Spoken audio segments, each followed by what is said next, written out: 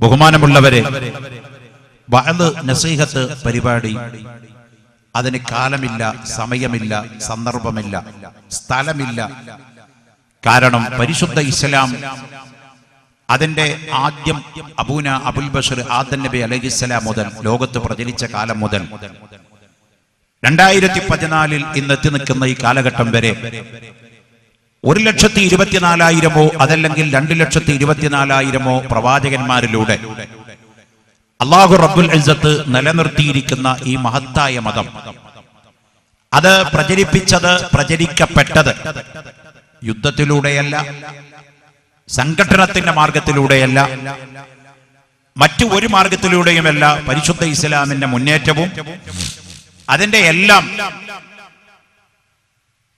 മതപ്രഭാഷണത്തിലൂടെ, സതുപദേശത്തിലൂടെയാണ് നടന്നത്. അള്ളാഹുവിന്റെ അംബിയ മുർസലിങ്ങൾ ചെയ്ത പ്രവർത്തനം ഉപദേശമായിരുന്നു. ഔലിയാക്കളും അത് തന്നെയാണ് ചെയ്തത്. അതുകൊണ്ട് ഇസ്ലാമിക പ്രവർത്തനത്തിന്റെ ഏറ്റവും വലിയ പ്രവർത്തനമാണ് വഅദ് നസീഹത്ത്. അത് 2ാം സ്ഥാനത്തല്ല, 1ാം സ്ഥാനത്താണ്. അതുകൊണ്ടാണ് ഹബീബ് മുഹമ്മദ് റസൂലുള്ളാഹി സ്വല്ലല്ലാഹു അലൈഹി വസല്ലം തങ്ങൾ പറഞ്ഞത് അദ്ദീനു അന്നസീഹ. അദ്ദീനു അന്നസീഹ. ദീൻ എന്ന് പറഞ്ഞാൽ അത് ഉപദേശമാണ്, സതുപദേശമാണ്.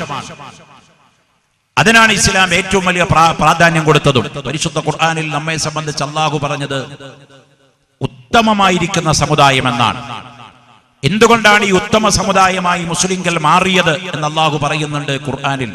കുന്തും ഖൈറ ഉമ്മ, നിങ്ങളാണ് ലോകത്തെ ഉത്തമ സമുദായം. എന്തുകൊണ്ട്? വിദ്യാഭ്യാസത്തിൽ നിങ്ങൾ മുകളിലായതുകൊണ്ടാണോ? സാമ്പത്തിക ഭദ്രതയിൽ നിങ്ങൾ ഉന്നമനത്തിലെത്തിയത് കൊണ്ടാണോ? ലോകത്ത് 80ഓളം വരുന്ന രാഷ്ട്രങ്ങളുടെ ഭരണ സാന്നിധ്യം നിങ്ങളുടെ കൈവശമുള്ളത് കൊണ്ടാണോ? അല്ല. അല്ലാഹു പറഞ്ഞു നിങ്ങൾ ഉത്തമ സമുദായമാകാനുള്ള കാരണം എന്താണ്? തഅ്മുറൂന ബിൽ മഅറൂഫ്, നിങ്ങൾ ജനങ്ങളോട് നന്മ കൊണ്ട് കൽപ്പിക്കുന്നവരാണ്. വതൻഹൗന അനിൽ മുൻകർ, നിഷിദ്ധമായ കാര്യങ്ങളെ തൊട്ട് ജനങ്ങളെ തടയുന്നവരാണ്. നന്മ കൊണ്ട് കൽപ്പിക്കുകയും തിന്മയെ കൊണ്ട് തടയുകയും ചെയ്യുന്ന പ്രവർത്തനം ചെയ്യുന്നത് കൊണ്ടാണ് ലോകത്തിലെ ഏറ്റവും നല്ല സമുദായം എന്ന അഡ്രസ് അല്ലാഹു മുസ്ലിം സമുദായത്തിന് പതിച്ചു നൽകിയിരിക്കുന്നത്.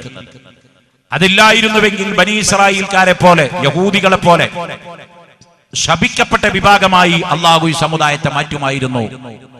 ആ ഒറ്റ കാരണം കൊണ്ടാണ് ലോകത്ത് ഉത്തമ സമുദായമായി മുസ്ലിം സമുദായം മാറപ്പെട്ടിരിക്കുന്നത്. പ്രിയപ്പെട്ടവര്, അതുകൊണ്ട് ഇസ്ലാമിക പ്രബോധനം, ഇസ്ലാമിക ദഅവ, അതിന്റെ അടിത്തറയാണ് ഇവിടെ നടത്തപ്പെടുന്ന ഇതുപോലത്തെ മഹത്തായിരിക്കുന്ന ഇൽമിന്റെ മജ്ലിസുകൾ.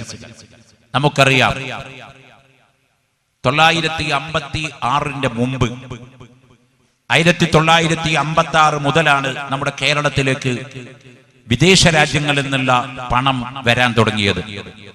നമ്മുടെ നാട്ടിലെ ആളുകൾ ജോലി തേടിക്കൊണ്ട് വിദേശങ്ങളിൽ പോയി, ഗൾഫ് നാടുകളിൽ പോയി. അള്ളാഹു ഒരു ബർക്കത്ത് കൊടുത്ത് ഒരു പച്ചപ്പൊക്കെ ഉണ്ടായി. നമ്മുടെ നാട്ടിൽ ഇന്ന് കാണുന്ന ഈ കിനിവും നനവും ഈ ഉണർവും ഉന്മേഷവും ഒക്കെ ഉണ്ടായത് അള്ളാഹു വിദേശത്ത്, പ്രത്യേകിച്ച് ഗൾഫ് നാടുകളിൽ നിന്നുള്ള ആ സമ്പന്നതയുടെ ഉറവ കൊണ്ടാണ്. എല്ലാവർക്കും അറിയാവുന്ന യാഥാർത്ഥ്യമാണ്.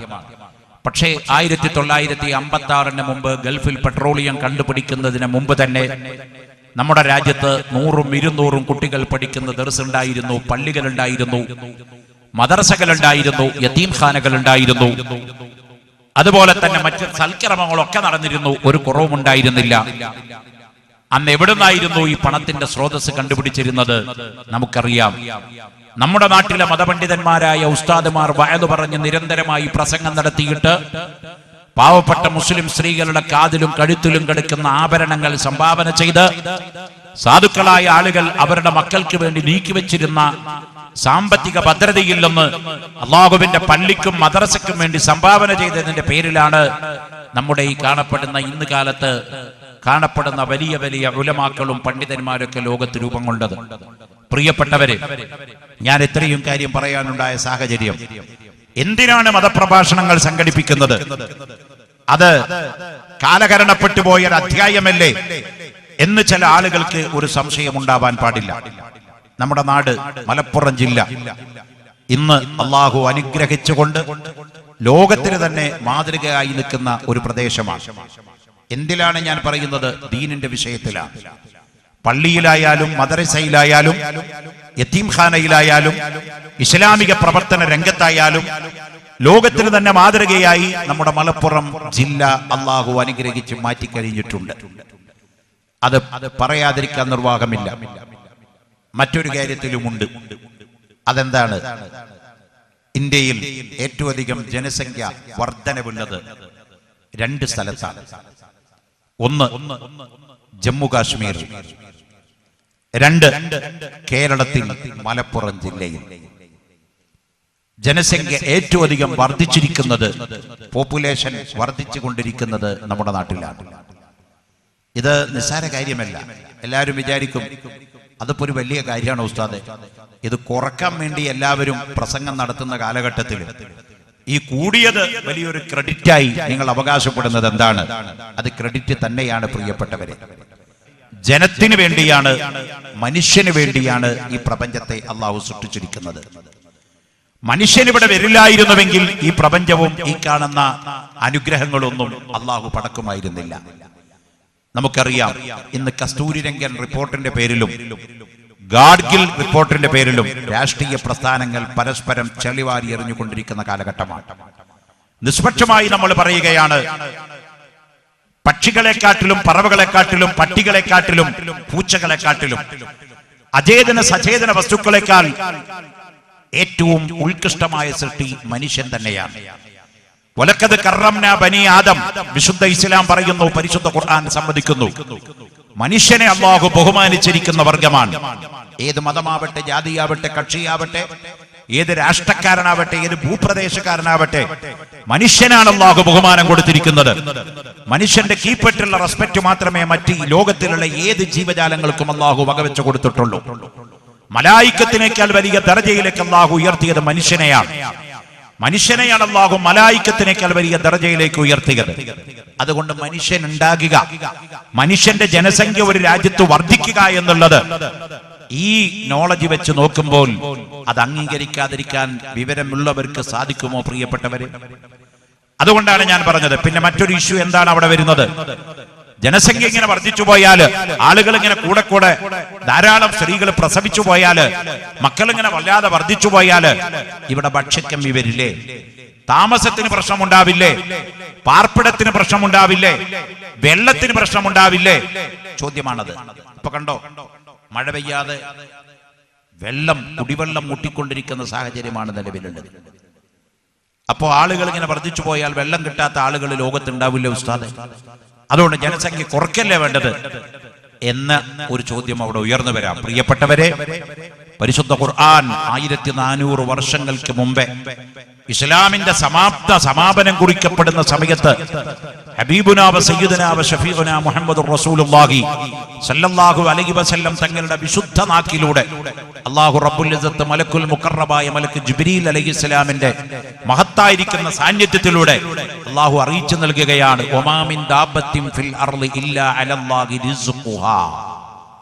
പരിശുദ്ധ ഇസ്ലാം പറയുന്നു, ജനസംഖ്യ വർദ്ധിക്കുന്നത് കൊണ്ട് നിങ്ങൾ വ്യാകുലതപ്പെടണ്ട, ജനസംഖ്യ വർദ്ധിക്കുന്നത് കൊണ്ട് നിങ്ങൾ വിഷമിക്കേണ്ട ജനങ്ങളെ. വമാ മിൻ ദാബത്തിൻ ഫിൽ അർളി ഇല്ലാ അലല്ലാഹി റിസ്ഖുഹാ. ഈ പ്രപഞ്ചത്തിൽ ഒരു ജീവിയെ അല്ലാഹു സൃഷ്ടിക്കുമ്പോഴേ അതിന്റെ ഫുഡ് ആൻഡ് അക്കോമഡേഷൻ അല്ലാഹു നിശ്ചയിച്ചിട്ടേ പഠിച്ചുവിടുള്ളൂ. അല്ലാഹു ഏറ്റവും വലിയ പ്ലാനിംഗ് ആണ്. നമ്മുടെ പ്ലാനിംഗ് ബോർഡല്ല അല്ലാഹുവിന്റെ പ്ലാനിംഗ്. നമ്മുടെ പ്ലാനിങ്ങിനും പ്ലാനിംഗ് ബോർഡിനും തെറ്റുപറ്റാം, നമ്മുടെ ആസൂത്രണത്തിനും ആസൂത്രണ ബോർഡിനും തെറ്റുപറ്റാം, നമ്മുടെ നിഗമനങ്ങൾക്കും കണ്ടുപിടുത്തങ്ങൾക്കും പിഴവുകൾ സംഭവിക്കാം. പക്ഷെ അല്ലാഹുവിന്റെ പ്ലാനിങ്, അല്ലാഹുവിന്റെ കണ്ടുപിടുത്തം, അല്ലാഹുവിന്റെ നിർണയം, അതിൽ ലെവലേശം പെശക് സംഭവിക്കുകയില്ല. അതുകൊണ്ടാണ് പരിശുദ്ധ ഖുർആൻ പറയുന്നത്, വമാ മിൻ ദാബത്തിൻ ഫിൽ അർളി ഇല്ലാ അലല്ലാഹി റിസ്ഖുഹാ. ഭൂമിയിൽ അല്ലാഹു ഒരു ജീവിയെ പടച്ചുവിടുന്നുവെങ്കിൽ അതിന്റെ ഭക്ഷണവും അതിന്റെ അക്കോമഡേഷനും നിർണയിച്ചിട്ടല്ലാതെ അല്ലാഹു ഇവിടെ സൃഷ്ടിക്കുന്നേ ഇല്ല. അതുകൊണ്ട് നമ്മളായിട്ടൊന്നും കുറക്കണ്ട, സൃഷ്ടിപ്പ് എങ്ങനെ നടന്നോട്ടെ. ഞാനത് പറയാനുള്ള കാരണം എന്താണെന്നറിയോ? മുസ്ലിം സമുദായത്തെ അപഹസിച്ചുകൊണ്ട് പരിഹസിച്ചുകൊണ്ട് ചില കക്ഷികൾ അവരുടെ മാസികയിലും അവരുടെ പ്രസിദ്ധീകരണങ്ങളിലും പലപ്പോഴും കുറിച്ചിടുന്നൊരു വാചകമാണിത്: മലപ്പുറത്ത് മുസ്ലിം ജനസംഖ്യ വർദ്ധിക്കുകയാണ്. അതിനവർ കാരണം പറയാറുള്ളത്, എങ്ങനെ വർദ്ധിക്കാതിരിക്കും? ഓരോ ആജിമാരും മുസ്ലിംമാരും തങ്ങന്മാരും നടന്ന് പെണ്ണുകെട്ടി ഓരോ പെണ്ണുങ്ങളിലും 10, 30, 40 കുട്ടികളെ ഉണ്ടാക്കിയിട്ട് ഒരാജിയാര് ഒരു ഇലക്ഷന് പഞ്ചായത്തിലേക്ക് മത്സരിച്ചാൽ മക്കളുടെയും പേരക്കുട്ടികളുടെയും വോട്ട് കൊണ്ട് വമ്പിച്ച ഭൂരിപക്ഷത്തിൽ ജയിക്കുന്ന പ്രതീതിയാണ് അവിടങ്ങളിലൊക്കെ ഉള്ളത് എന്ന് നമ്മെ പരിഹസിച്ചുകൊണ്ട് പല പ്രസിദ്ധീകരണങ്ങളും എഴുതാറുണ്ട്. വേദനയോടെ പറയട്ടെ, ഞാൻ 6 വർഷക്കാലം കേരള സർക്കാരിന്റെ കീഴിലല്ലെങ്കിലും സർക്കാരിന്റെ അധീനതയിലെങ്കിലും കേരളത്തിലെ മുസ്ലിങ്ങളുടെയും അതുപോലെ ക്രിസ്ത്യാനികളുടെയും ഹിന്ദുക്കളുടെയും വിദ്യാഭ്യാസ ഉദ്യോഗപരമായ കാര്യങ്ങൾ നിർണയിക്കുന്ന ഒരു ജുഡീഷ്യൽ കമ്മീഷനിൽ മെമ്പർ എന്ന് പറയുന്ന ഒരു ജഡ്ജിന്റെ പോസ്റ്റിൽ ഇരിക്കാൻ അള്ളാഹു എനിക്ക് അവസരം തന്നു. അവിടെ ഇരുന്നു കൊണ്ട് കാര്യങ്ങൾ വിശദമായി പഠിക്കുകയും ഈ സമുദായത്തിന്റെ സാമ്പത്തിക വിദ്യാഭ്യാസ അവസ്ഥയെ സംബന്ധിച്ച് അപഗ്രഥിക്കുകയും ചെയ്യുന്ന ഹയർ അതോറിറ്റിയിൽ ഇരുന്നു കൊണ്ട് കീപ്പോട്ട് നോക്കിയപ്പോഴാണ് സുബ്ഹാന ജല്ല ജലാലുഹു നമ്മൾ എവിടെ നിൽക്കുന്നു എന്ന് നമുക്ക് മനസ്സിലാക്കാൻ സാധിച്ചത്. നമ്മുടെ നാട്ടിൽ നിന്ന് പഠിച്ചുകൊണ്ടിരിക്കുന്ന കുട്ടികളൊക്കെ വലിയ ഡിഗ്രിക്കും ഡിപ്ലോമക്കും പഠിക്കുകയാണ്. എഞ്ചിനീയർ ഉണ്ട് ഇവിടെ, ഡോക്ടർ ഉണ്ട് ഇവിടെ, IAS ഉണ്ട്, IPS ഉണ്ട്, അങ്ങനെ വലിയ വലിയ ഡിഗ്രിക്കോ അല്ല വലിയ ഉയർന്ന കോഴ്സുകൾക്കൊക്കെ പഠിക്കുന്നുണ്ടെങ്കിലും സമുദായത്തിന്റെ ജനസംഖ്യ എടുത്തുകൊണ്ട് പരിശോധിച്ചു നോക്കിയാൽ ഇന്നും മുസ്ലിം സമുദായം കേരളത്തിലും വിദ്യാഭ്യാസപരമായി പിറകിലാണ്. വിദ്യാഭ്യാസപരമായി കേരളത്തിലും മുസ്ലിം സമുദായം പിന്നാക്കം നിൽക്കുന്നവരാണ്. അവർക്ക് ലഭിക്കേണ്ട അർഹമായ പരിഗണനകളും അവർക്ക് ലഭിക്കേണ്ട അർഹമായ അവകാശങ്ങളും 2014 ഈ ദിവസം വരെയും നേടിയെടുക്കാൻ നമ്മൾ ആരൊക്കെ വിചാരിച്ചിട്ടും സാധിച്ചിട്ടില്ല എന്നുള്ള നഗ്നമായ യാഥാർത്ഥ്യം കഴിഞ്ഞ 6 കൊല്ലം കൊണ്ട് അതിന്റെ എല്ലാ തെളിവ് സഹിതവും മനസ്സിലാക്കാൻ ഒരു മുസ്ലിയാർ എന്നുള്ള നിലക്ക് അല്ലെങ്കിലും ഒരു ജുഡീഷ്യൽ അധികാരമുള്ള സമിതിയിൽ ഇരുന്നു കൊണ്ട് എനിക്ക് സാധിച്ചു. പ്രിയപ്പെട്ടവരെ, ഞാൻ പറഞ്ഞു വരുന്നത് നമ്മുടെ സമുദായം ഉയർന്നു വരേണ്ടിയിരിക്കുകയാണ്. വിദ്യാഭ്യാസപരമായി സാമൂഹികപരമായി നമ്മൾ മുന്നോട്ട് വരേണ്ട കാലം അതിക്രമിച്ചിരിക്കുകയാണ്. ഞാൻ പറയുന്നത് അതിന്റെ കാരണം പറയാനുള്ള കാരണം, ഇവിടെ ജനസംഖ്യ വർദ്ധിക്കുന്നു എന്ന് പറഞ്ഞപ്പോൾ പെണ്ണ് കെട്ടിയിട്ട് മക്കളെ ഉണ്ടാക്കുന്ന ഏർപ്പാടാണ് ആചാര്യരും തങ്ങളും മുസ്ലിയാരും ചെയ്യുന്നത്. നമ്മളെ പരിഹസിച്ചു. പക്ഷേ പച്ച നുണയായിരുന്നു അത്. ഒരു ഉദാഹരണത്തിന് വേണ്ടി നമുക്ക് വേണമെങ്കിൽ ആവാം. ഈ പുത്തനത്താണെങ്കിൽ കുറഞ്ഞ ആളുകൾ നമ്മുടെ വാഴതിന്റെ മജ്ലിസിലുണ്ട്. ഇവിടെ വന്ന ആളുകളെ വെച്ച് നമുക്കൊരു സർവേ നടത്താം. 99.9 ആളുകളും മലപ്പുറം ജില്ലക്കാരാണ്. പുറത്തേക്ക് പോകുമ്പോൾ വാല് കഴിഞ്ഞ് പോകുമ്പോൾ നിങ്ങൾക്ക് ആർക്ക് വേണമെങ്കിൽ ഒരു പേനയും കടലാസും എടുത്ത് പുറത്ത് നിൽക്കാം. എന്നിട്ട് ചോദിക്കാം, നിങ്ങളുടെ പേരെന്താ? മുഹമ്മദ് ഹാജി. മക്കൾ എത്രയാ? 4. ഭാര്യ എത്രയാ? 1 എന്നാവും മറുപടി. പിന്നീട് അടുത്ത് വരുന്ന ആളെ ചോദിക്കാം, നിങ്ങളുടെ പേരെന്താ? അഹമ്മദ് ഹാജി. മക്കൾ എത്രയാ? 4. ഭാര്യ എത്രയാ? 1. നമ്മുടെ ഈ സദസ്സിൽ ഒരുമിച്ച് കൂടിയ ആളുകളില് 2% ആളുകൾ പോലും ഒന്നിലധികം ഭാര്യമാരെ നിക്കാഹ് ചെയ്തവർ ഈ സമുദായത്തിലില്ല. എന്നിട്ടാണ് നമ്മുടെ തലയില് പെണ്ണുകെട്ടി മതം എന്നൊരാരോപണം മുസ്ലിം സമുദായത്തിന്റെ തലക്ക് വെച്ച് കെട്ടിയിട്ട് ജനസംഖ്യാ വർധനവിനുള്ള കാരണം അതിന്റെ മുകളിൽ കൊണ്ടുപോയി ചില വക്രബുദ്ധികൾ തളച്ചിട്ടിരിക്കുന്നത്. പ്രിയപ്പെട്ടവരെ, എന്തുകൊണ്ടാണ് മുസ്ലിം സമുദായത്തിന്റെ അംഗസംഖ്യ വർദ്ധിച്ചു കൊണ്ടിരിക്കുന്നത്?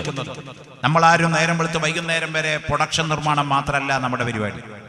നേരം വെളുത്ത് വൈകുന്നേരം വരെ വാതിലടച്ചിട്ട് പ്രൊഡക്ഷൻ നിർമ്മാണമല്ല മുസ്ലിങ്ങളുടെ പരിപാടി. അവർക്ക് ബിസിനസ് ഉണ്ട്, വിദ്യാഭ്യാസമുണ്ട്, ഉദ്യോഗമുണ്ട്, അവർക്ക് മറ്റുള്ള ഇൻസ്റ്റിറ്റ്യൂഷനുകളുണ്ട്, അവർക്ക് മറ്റുള്ള കാര്യങ്ങൾ എല്ലാവർക്കും ഉള്ള പോലെ ഉണ്ട്. പിന്നെ എങ്ങനെയാണ് ഈ അംഗസംഖ്യയുള്ളത്? കേരളത്തിൽ ഇപ്പോൾ എത്ര ലക്ഷം മുസ്ലിങ്ങളുണ്ട് എന്നൊരു കണക്ക് പറയാൻ ധൈര്യമുള്ള ഒരു സംഘടനയും മുസ്ലിങ്ങളിൽ ഇപ്പൊ കേരളത്തിലില്ല. 900 സംഘടന നമുക്കുണ്ട്. അവിടെ ഇവിടെ മറ്റത് മറിച്ച് ചെയ്യുന്നു കൊണ്ട് കുറെ ഉണ്ട്. എണ്ണിയാൽ ഒതുങ്ങാത്ത അത്ര സംഘടന ഇപ്പൊ നമുക്ക് വന്നുകൊണ്ടിരിക്കുകയാണ്. പക്ഷേ ഒരു സംഘടനക്കാരോട് നിങ്ങൾ വിളിച്ചു ചോദിക്കുക, കേരളത്തിൽ ഇപ്പൊ എത്ര മുസ്ലിമുണ്ട്?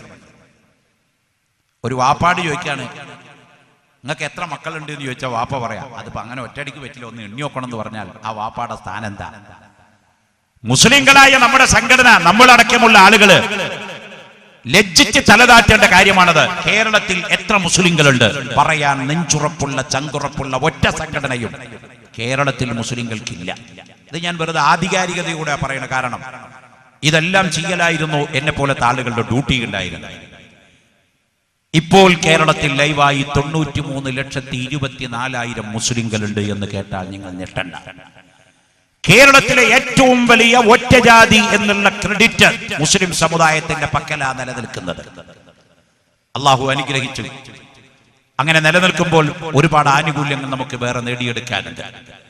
ഞാൻ പറഞ്ഞത് ഈ 93 ലക്ഷത്തി സംതിങ് മുസ്ലിങ്ങൾ കേരളത്തിൽ ഉണ്ടായത് എങ്ങനെയാണ്? പെണ്ണ് കെട്ടിയിട്ട് മക്കളെ ഉണ്ടാക്കിയതിന്റെ പേരിലല്ല. ഇസ്ലാമിലേക്ക് ആളുകൾ ദിവസം തോറും അന്യമതങ്ങളിൽ നിന്നും വ്യത്യസ്ത ചിന്താഗതിയിൽ നിന്നും ആളുകൾ ഇന്നും ഇസ്ലാം മതത്തിലേക്ക് കയറി വന്നുകൊണ്ടിരിക്കുകയാണ്. എങ്ങനെയാണ് ഇസ്ലാമിലേക്ക് ആളുകൾ കയറി വന്നുകൊണ്ടിരിക്കുന്നത്? ഇസ്ലാമിന്റെ ആദർശത്തിന്റെ മഹത്വം കണ്ടുകൊണ്ടാണ്. ഓരോ ദിവസം ചെല്ലുന്തോറും ഇസ്ലാമിന്റെ ആദർശത്തിന്റെ മഹത്വം വർദ്ധിച്ചു കൊണ്ടിരിക്കുകയാണ്. അതിന്റെ പ്രസക്തി കുറേയല്ല. ഇസ്ലാമിന്റെ ആദർശത്തിന്റെ പ്രസക്തി വർദ്ധിച്ചു കൊണ്ടിരിക്കുകയാണ്. ഇസ്ലാം പറഞ്ഞത് ലോകത്ത് സാക്ഷാത്കരിച്ചു കൊണ്ടിരിക്കുകയാണ്. അതുകൊണ്ട് ആളുകൾ സ്വയം ഇസ്ലാമിലേക്ക് വരാൻ തയ്യാറാവുകയാണ്. കാണുന്നതെന്നാ